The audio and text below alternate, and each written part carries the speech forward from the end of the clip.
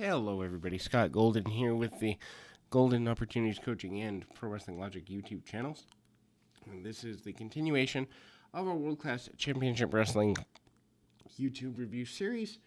We move into the almost midpoint of July with July 10th, 1982 here. Relatively uneventful program except for a few small things, although it's a fun program nonetheless. We open with Captain Frank Dusek versus Al Madril. Dusek is an interesting character, as for the majority of the beginning of 1982, he was more manager/wrestler. Now he has forayed away from managing, or so it seems. Madril and Dusek have, in fact, met quite a few times before, and they don't seem to be nearing the end of their war very much. We then kind of see the evolution of their battles continue. Very basic match here. They struggle around over some really basic stuff. Holds and arm bars and the like. Dusek, obviously, your heel. Madril, your baby face. Surprising to me how over he really seemed, because I don't get it, but maybe I wasn't there at the time, both around at the time and otherwise. Some collegiate amateur style sit out, ride out wrestling in the midpoint of the match. Dusek is upset. He gets into it with the referee, Mr. Manning, and then kind of does a cutoff spot with Madril, taking him around the ring using the buckle and knees and illegal tactics whenever possible. The referee trying to back him off, and there is a shove of the official partway through the match, and by Dusek, this obviously leads to a bit of a challenge between Dusek and Manning, and obviously Manning is a official, but also a local area collegiate and high school wrestling coach. So obviously they get into each other and kind of are ready to do battle. It's an interesting side angle, I guess, is the best way to put it, in that Dusek does not seem to want to follow the rules, gets into it with the official, shoves the official, actually clotheslining him in the corner a little bit. Drop kick by Madril over the top rope, which the over the top rope rule is enforced, which means Dusek wins by disqualification. That doesn't stop him, however, from getting, Madril wins by disqualification. Somehow Dusek seems to imply that this is the official's fault, which obviously it's not. Gets into a shoving match.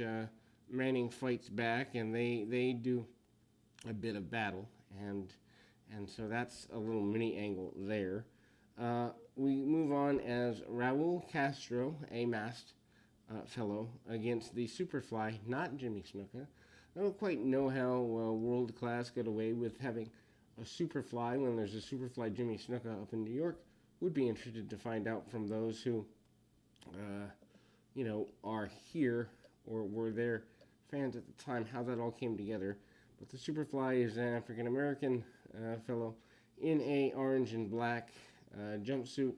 They say 400 pounds. He definitely looks large, to say the very least. Bugsy McGraw has officially turned babyface, leaving H&H Incorporated behind. He is not the least bit concerned with this, as he seems to be sitting in the crowd. The Superfly does, in fact, dominate his match using every illegal tactic he can. And Raul is certainly no match for the much, much larger individual, using the choke bomb style maneuver, among others, and gains a rather easy and handy victory. Gary Hart gets asked about Bugsy McGraw, and this obviously is not a conversation that he wants to have. They approach a plane with a lot of paparazzi. He basically says he'll talk about this later. He does not want to do this. He admits to being upset. There is a female reporter, which makes him happy. He feels that the staff have set him up I wonder if they don't use the same plane shot like every time with Gary Hart over the years, because I see a lot of that plane shot just sitting in the middle of nowhere. Anyway, we go to the water park. Yes, the water park with Bugsy McGraw, with Mr. Mercer. And McGraw is training.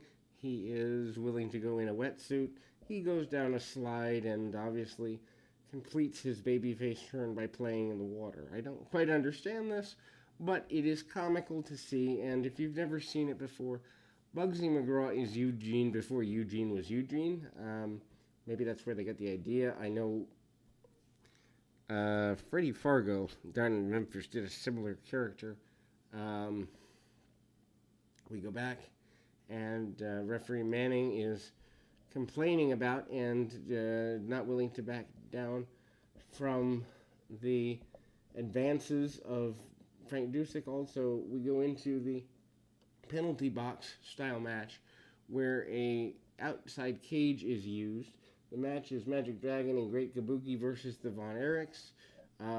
This match takes up the majority of the program as they go, oh gosh, probably close to, let's see, about 20 minutes here.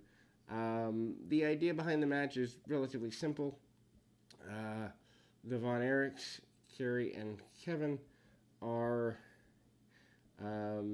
facing off against Kabuki and Magic Dragon. Of course, by this point, Kabuki has been said to be kind of a mentor-trainer to the Magic Dragon, which I don't know has been mentioned before, but every time one of the either team gets hit with a rules infraction, their teammate has to go, or the rule infraction breaker has to go into the penalty box for 1 minute for the first break, 2 minutes for the second, 3 for the third, and so on.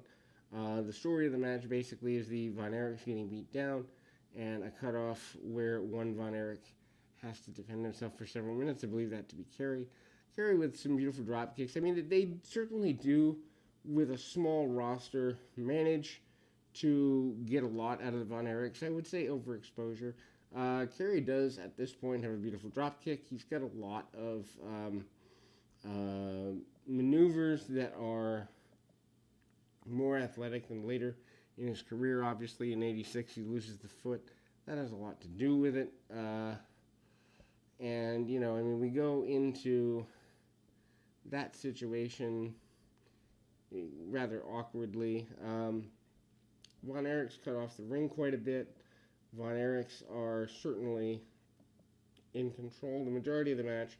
So we go through the martial arts maneuvers as cutoffs every time. We then see both Magic Dragon and Kabuki able to handle either Von Erich. Kevin locked in the cage for the midpoint of the match. Kerry comes up from underneath quite a few times after some nerve holds. And, I mean, to be fair, the match story is very basic, somewhat slow. I don't know that the match needs to be quite as long as it was, but it is what it is. Again, when you're working a small roster, having to stretch more out of matches, a big part of things. And to be fair, the match quality, although good, does get repetitive in the nature of,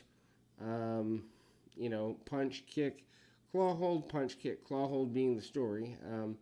It is an amazing thing to see Kevin with the bare feet and the scissors hold that he uses to often get submissions.